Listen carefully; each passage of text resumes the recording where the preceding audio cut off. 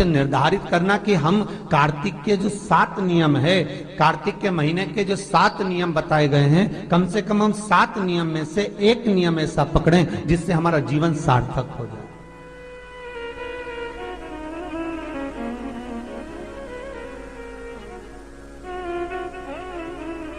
आप भले 7 नियम नहीं कर रहे कार्तिक के, भले एक नियम करो, पर वो नियम हमारा पूर्ण चलना चाहिए, उसकी नियम की पूर्णता पूर्ण होना चाहिए।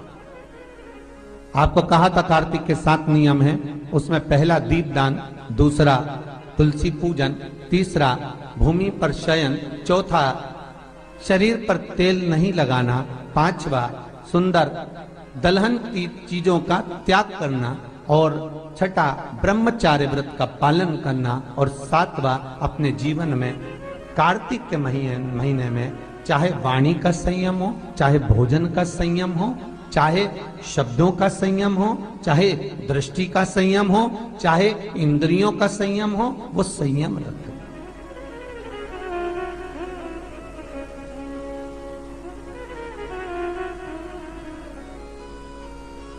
वो संयम धारण करना। अब हमें ये ज्ञात करना है कि 7 नियम जो कार्तिक के महीने के होते हैं, कार्तिक महात्म में जो 7 नियम बताए गए होते हैं, इन 7 नियम में से कोई एक नियम हम हमारी जिंदगी में उतार लें, कोई एक नियम हम हमारे जीवन में उतार लें, जिस नियम के बल पर हमें परमात्मा का साक्षीकरण हो जाए।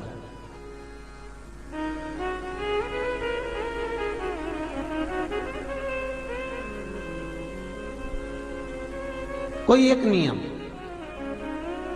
अगर आप दीप दान कर रहे हो कार्तिक के महीने में, प्रतिदिन आपने 1 महीना तक दीप दान करा महाराज, तो ये भी आपका एक नियम है।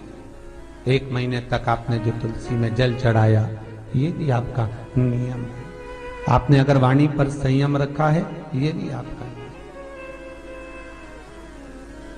महाराज एक बहुत सुंदर बात कार्तिक के माध्यम से लीजिएगा अपने जीवन में उतारने के लिए। कार्तिक के महीने का 7वां नियम याद रखना, संयम।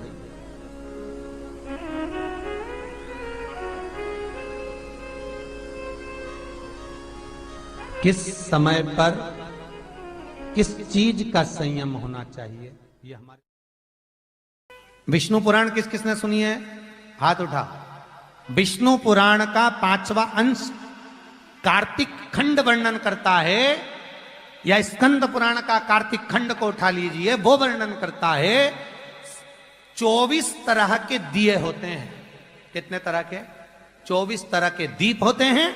उस दीप में सर्वाधिक श्रेष्ठ दीप होता है तुलसी दल का दीप, तुलसी की डंडी से जो प्रकट किया जाए। बत्तियों का भी क्रम है, एक लंबी बत्ती होती है, एक गोल बत्ती होती है। होती कि नहीं होती? लंबी और गोल। ये वाला स्पीकर बंद है, बार बार बंद हो रहा, बार बार चालू हो रहा, उसको देखिए जरा। बत्ती एक गोल होती है, एक लंबी होती है। गोल बत्ती और लंबी बत्ती में अंतर होता है, बहुत जमीन आसमान का अंतर है, बहुत ध्यान देना इसका।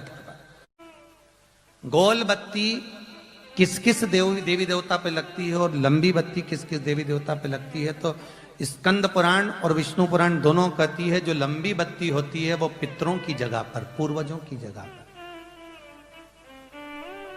पूर्वजों की जगह पर, बड़ के पेड़ के नीचे, पीपल के पेड़ के नीचे लंबी बत्ती का प्रमाण है।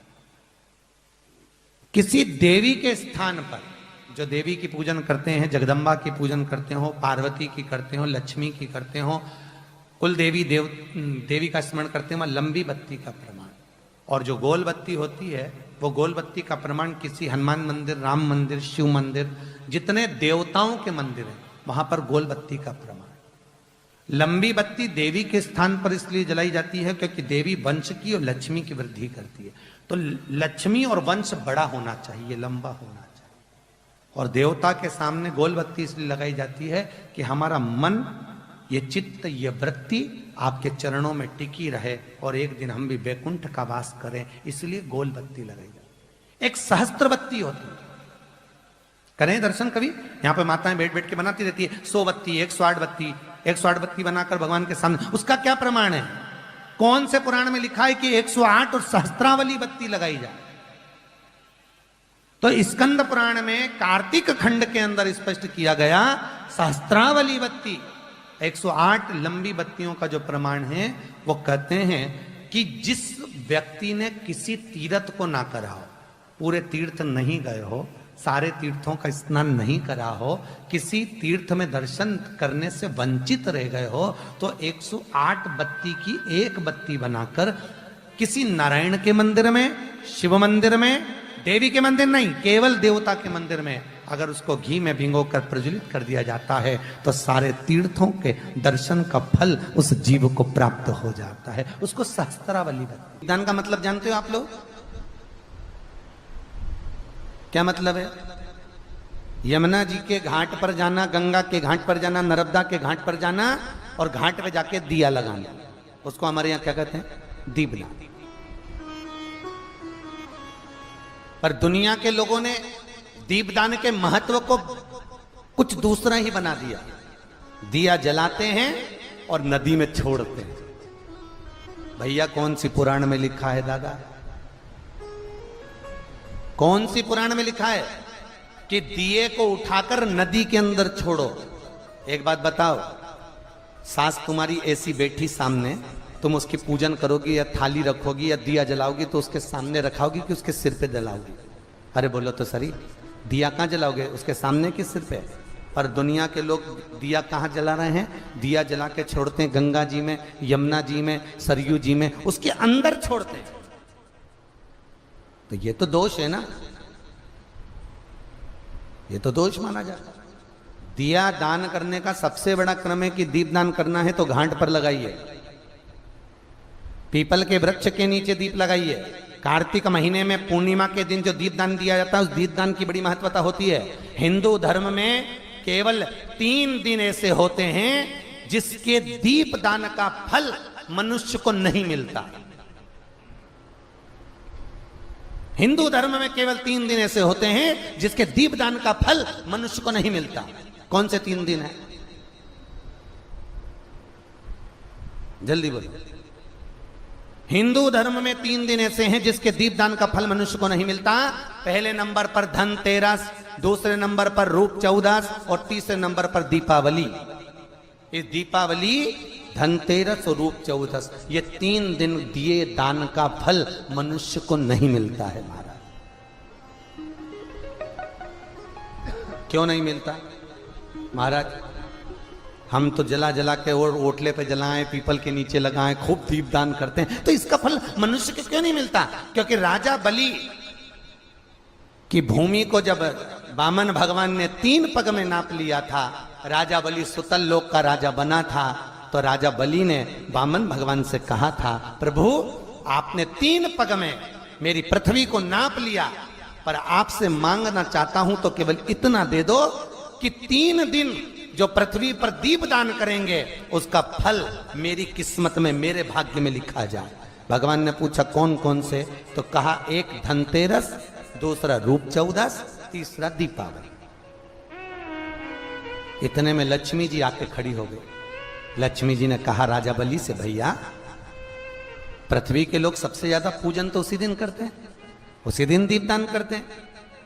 और लोग तो धनतेरस के दिन दिया लगाते हैं, रूप चौदस के दिन लगाते हैं, दीपावली के दिन लगाते हैं, और सारा पुण्य तेरे खाते में लिखा जाएगा, तो उनके खाते में क्या होगा? इतने में राजा बलि ने कहा, बहन लक्ष्मी चिंता मत कर, दीपावली के बाद में जो कार्तिक पूर्णिमा आएगी, उस कार्तिक पूर्णिमा के दिन जो किसी जलाशय के पास में जाकर, नदी, तालाब, कुंड, कुआं, किसी जलाशय के पास में जाकर अगर एक दिया लगा देंगे तो उसको 3 दिन का पुण्य फल 1000 गुना होकर प्राप्त हो जाएगा। 1000 गुना। इसलिए हमारे यहाँ पर दीपावली को तो केवल दीपावली कहते हैं, पर कार्तिक की पूर्णिमा को देव दीपावली कहते हैं। कौन सी दिवाली है? जम के बोलो जरा। देव दीपावली। दीपावली से बड़ी दीपावली होती है कार्तिक पूर्णिमा के दिन, क्योंकि तुमने ये 3 दिन जो दिया लगाया, इसका फल तुम्हें जब मिलता है जब तुम कार्तिक की पूर्णिमा के दिन किसी घाट पर, नदी के तट पर, तालाब के तट पर, सरोवर के तट पर जब दीपदान करते हो साहब, तब उसका पुण्य बढ़ जाता है।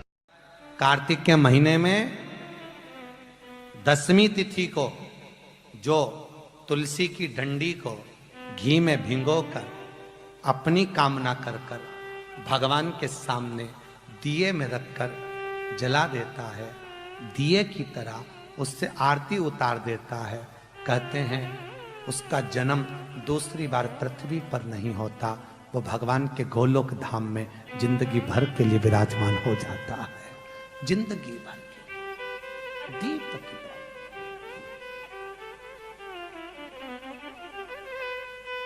यहां तक कहेंगे हम,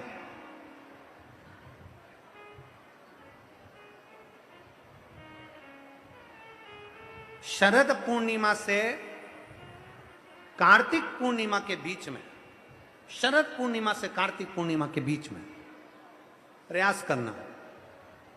दुकान नहीं चल रही हो, व्यापार नहीं हो रहा हो, तकलीफें बहुत ज्यादा हो, घर में क्लेश जाता हो, अशांति ज्यादा हो, पैसे नहीं आ रहे हो, 1 रुपया कमा रहे 1.25 रुपये खर्च हो रहा है, बहुत टेंशन है, तो शरद पूर्णिमा से कार्तिक पूर्णिमा तक एक हल्दी और कुंकू, ये थोड़ा सा मंदिर में लेकर जाइए, हल्दी और कुंकू जरा जरा सा ले जाओ। अशोक सुंदरी वाली जगह पर पहले शंकर जी पे जल चढ़ा दो, अशोक सुंदरी वाली जगह पे जल चढ़ा दो, और वह हल्दी और कुंकू की एक एक बिंदी अशोक सुंदरी वाली जगह पर अपनी कामना कर कर लगा कर आओ। उसी में से वो हाथ जो तुम्हारा गीला है कंकु हल्दी का, वही हाथ लाओ, घर में प्रवेश करते समय अपनी देहली पर थोड़ा सा लगा दीजिए। शरद पूर्णिमा से कार्तिक पूर्णिमा तक कर कर देखो, उसके बाद में फिर बताना कि मेरा देव अधिदेव महादेव ने तुम्हारी झोली भरी कि ना भरी, भंडार भरा कि नहीं। शरद पूर्णिमा से कार्तिक पूर्णिमा के भीतर 1 महीना, कार्तिक का महीना भगवान शंकर की अविरल भक्ति का महीना है। षडानंद कार्तिक का महीना, कार्तिक का महीना मतलब भगवान शंकर के पुत्र कार्तिकेय महाराज का महीना है। षडानंद कार्तिकेय ने क्या क्या मांगा था शंकर भगवान से, अपन सुनेंगे वो।